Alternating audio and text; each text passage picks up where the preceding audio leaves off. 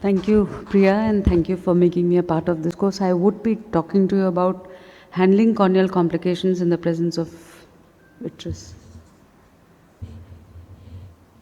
Okay.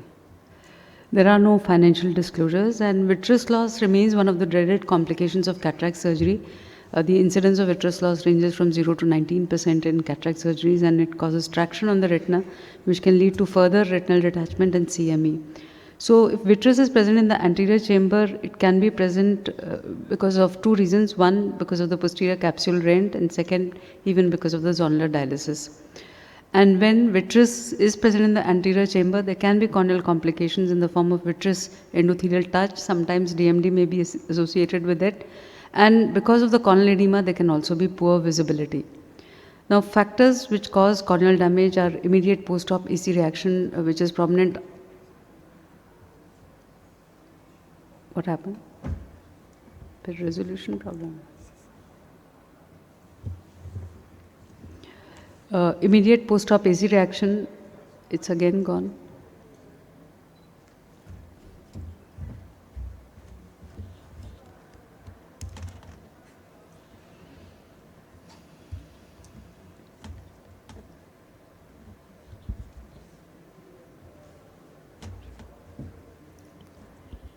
Manipulation of the remnants of the lens nucleus in the AC and DMD, as well as anterior placement of the instruments, because one is scared when a posterior capsular tear has occurred.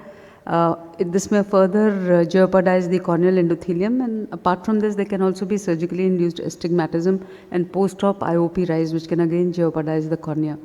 Now, the steps to prevent vitreous prolapse are that sudden withdrawal of the phaco-IA probe should not be done, avoid sudden AC collapses, fill the AC with OVD through side port and block the vitreous prolapse and stabilize any remaining lens material. And low viscosity and high dispersive OVD can be used to plug the PCR and tamponade the anterior hyaloid face. I'm sure the speakers that follow would be showing you the videos of this. The management principles essentially are that the wound has to be closed, and sometimes this could also become a problem, especially when too much of manipulation has been done in the presence of posterior capsular tear. Then one has to do adequate anterior vitrectomy, and simultaneous management of the corneal problems which are there, such as DMD, have to be done. So for the vitrectomy for the anterior segment surgeons, if you look at, we use vitrectomy cutter, and of course maximum possible cutting rate should be used with the lowest vacuum in the flow rates, which will reduce the traction on the retina, and preservative free triamcinolone confirms the presence of vitreous once the final vitrectomy is done.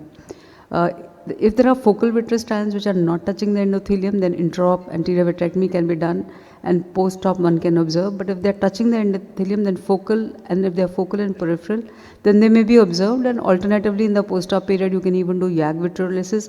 But if they are central, then always limited anterior vitrectomy has to be done. Now again, there can be blob of vitreous which is not touching the endothelium, and one may like to observe this or follow up these cases, or it may be touching the endothelium. Then in these cases, tricot assisted anterior vitrectomy can also be done.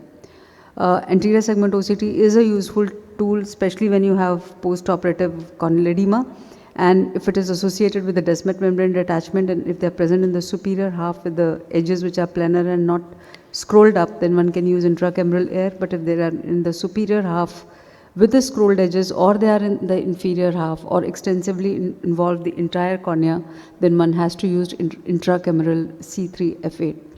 Now just to show a few videos, suppose you do have a Descemet's membrane detachment, like in this case which came to us with posterior capsular tear. There was a Descemet's membrane detachment present and the corneal edema was there. The patient was in fact referred for a endothelial keratoplasty. And this was 2 months after the surgery which was done. And once you address this Descemet's membrane detachment with the gas which was used in this case, so that the Descemet's membrane gets opposed and attached, and subsequently over a period of time, the IOL is already sitting on the posterior capsular tear, but this does clear up over a period of time, and at follow-up 3 days only you have a small blob there, but it has definitely become clear, and there's still some amount of shallow Descemet's membrane detachment which is still there. So you can put another injection of the gas and it clears up completely without actually having to do endothelial keratoplasty in these cases. We've had cases where abundant cataract surgeries were referred, and we've published this. This was a case of abundant cataract surgery where vitreous prolapse was there through the open SICS wound. So closure of the wound was done, anterior vitrectomy was done, followed by the scleral fixated intraocular lens, and subsequently even desmetopexy was done because the Descemet's membrane was detached. So all of these were done in one sitting itself, and to take care of both the Descemet's membrane detachment as well as the open capsule which is there, and you can't put a lens, you can't put a single piece lens in these cases because there is nothing to hold on to it.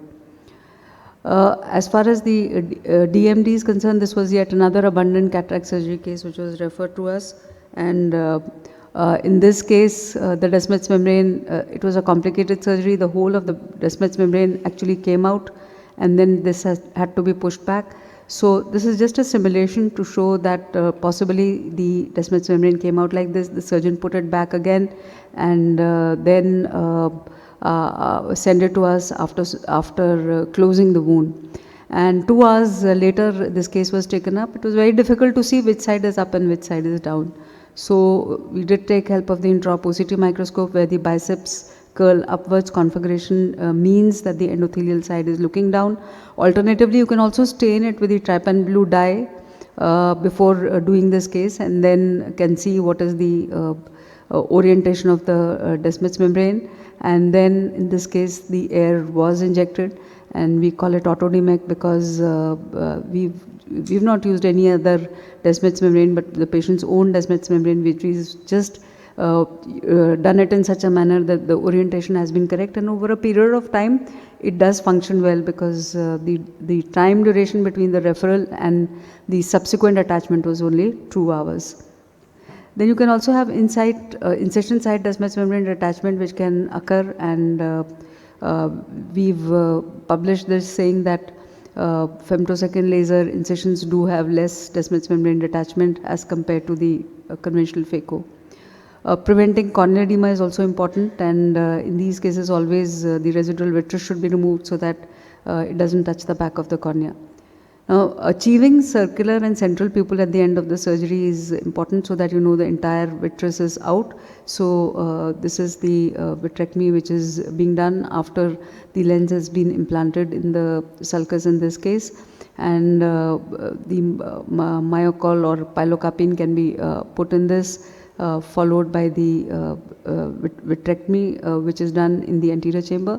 And once that air bubble is there and it moves, it means that there is no vitreous actually present, and the wound is subsequently sutured, and it always is more satisfying if you make the pupil smaller as you end the case.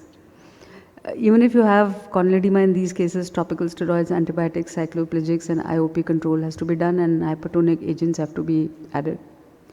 Now, we've published this corneal edema after phacoemulsification, and if it is late onset, it does require endothelial keratoplasty. If it is in the immediate post-op period, patient does get dissatisfied, and this has to be managed by definitive management, such as we can do use Rho kinase inhibitors in addition to the hypersol or the sodium chloride eye drops and sodium chloride ointment. And of course, if it doesn't really resort to that, then one has to do a corneal transplant.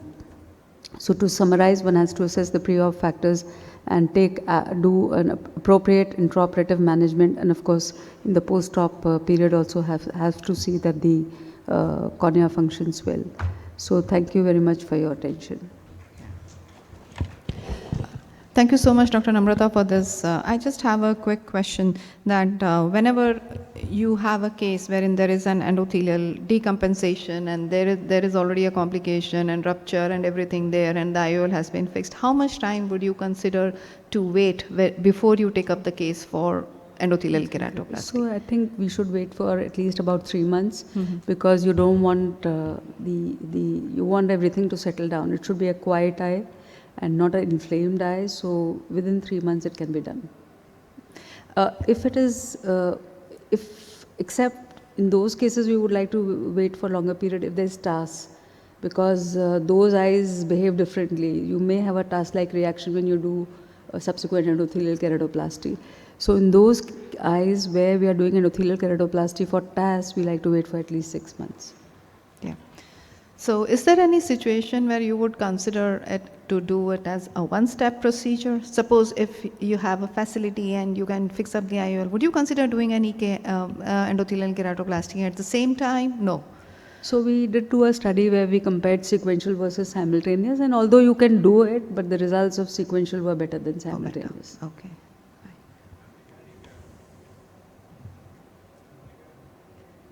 Yeah. So, ma'am, regarding the Rho kinase inhibitors, would you recommend, say for example, instead of using hypertonic hyperzol or something, if there's corneal edema, would you recommend instead of using hyperzol Rho kinase inhibitors?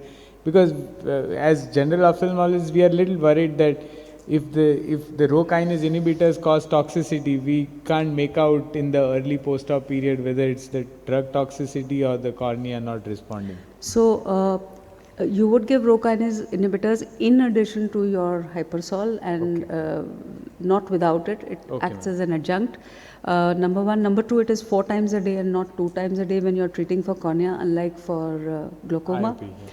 And number three is it does help, and you can make out if your epithelial edema, which is like honeycombing, doesn't happen in all the cases, but that honeycomb pattern of epithelial edema is there, then you can make out that it is because of Rho kinase inhibitors and not otherwise.